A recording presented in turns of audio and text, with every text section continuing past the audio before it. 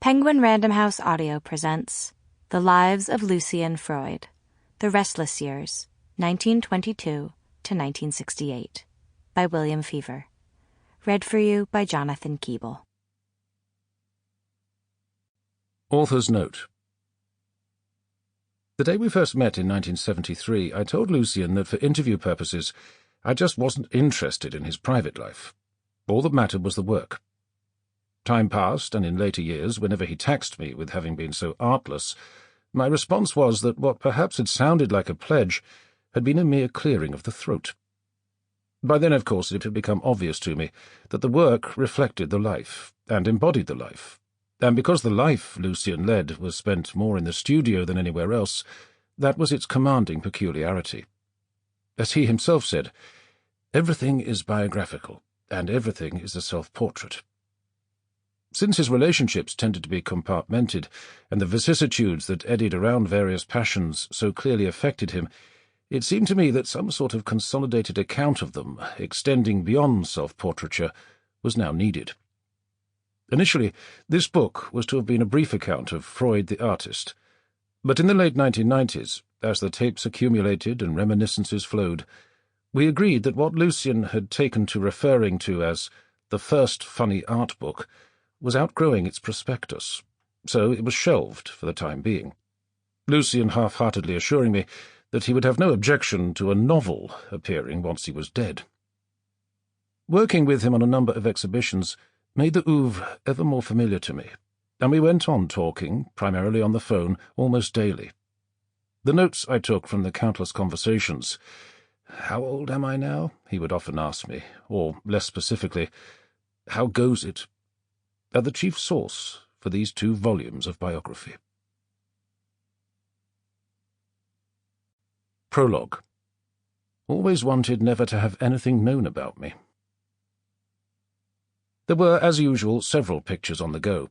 The main one, on an easel directly under the skylight, was so far little more than eyes and chin, floorboards edging in, indications in charcoal of body on bed, a muzzle and smudge where Pluto the Whippet would lie, and a patch of white at the foot of the bed where a woman was to have stood. She had become intrusive, the painter had decided.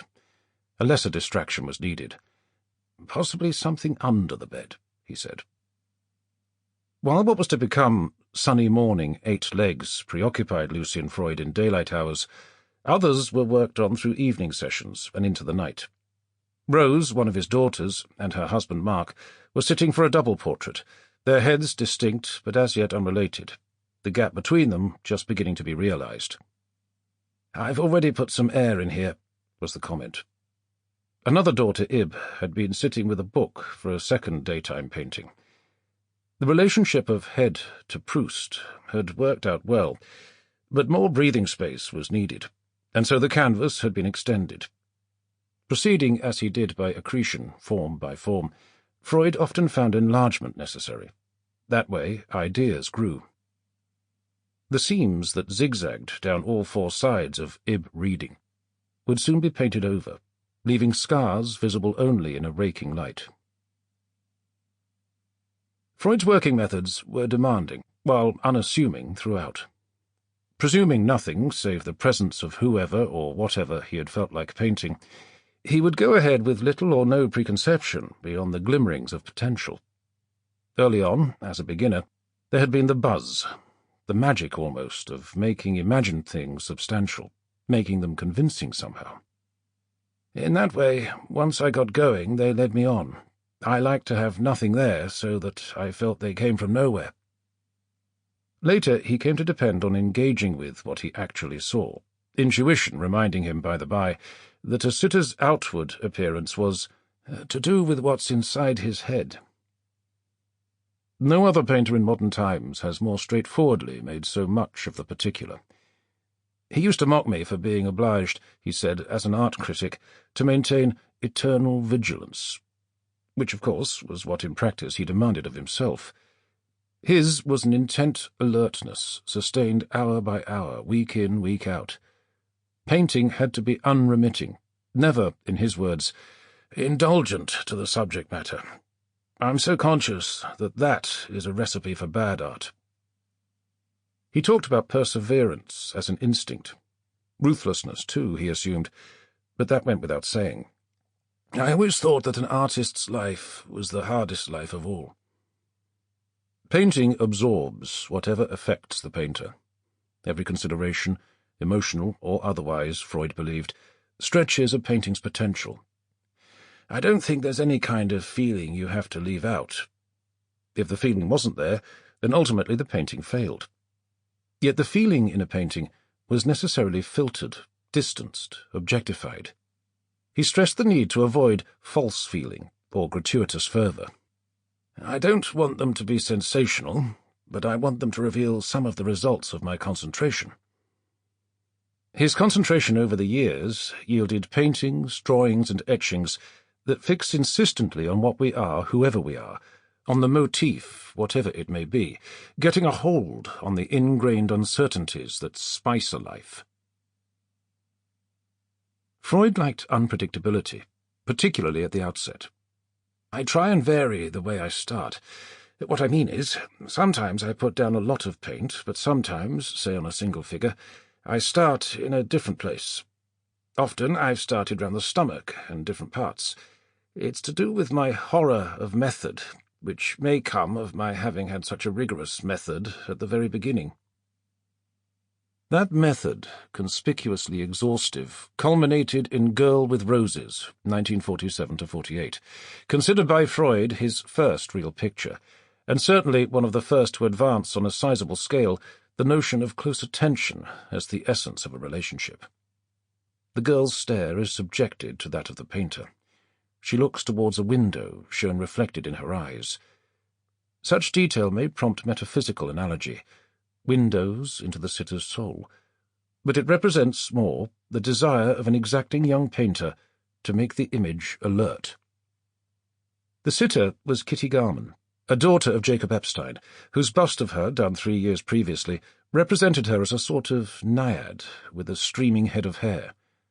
Epstein talked of a trembling eagerness of life pulsing through such portrait sculpture, head, shoulders, body, and hands like music. His future son-in-law, the spiv, Lucian Freud, as he was to refer to him after the divorce, saw Kitty plain. Wide eyes, braced shoulders, seated as rigidly as a playing-card queen. He had painted her a couple of times before, initially young and artless in a busman's jacket, and then holding a tabby kitten as though proffering a decanter, the relaxed limpness of the paws indicating a kindly grip on the neck of this namesake-come-attribute. Girl with Roses exemplifies wariness. It harks back to 100 details from pictures in the National Gallery, a selection made by the gallery's director Kenneth Clark and published in 1938, in which, page after page, the black-and-white photogravure reproductions parade stimulating qualities. The poise of Holbein's Christina of Denmark, the salon aplomb of Ingres' Madame Moitessier, one of Freud's favourite paintings, and Clark's most astute acquisition for the National Gallery in his time there. Leafing through, the detail that in sudden alacrity most vividly compares with Girl with Roses is the close-up of the tabby cat, clinging to the chair back in Hogarth's The Graham Children, eyes enormous, thorny claws bared.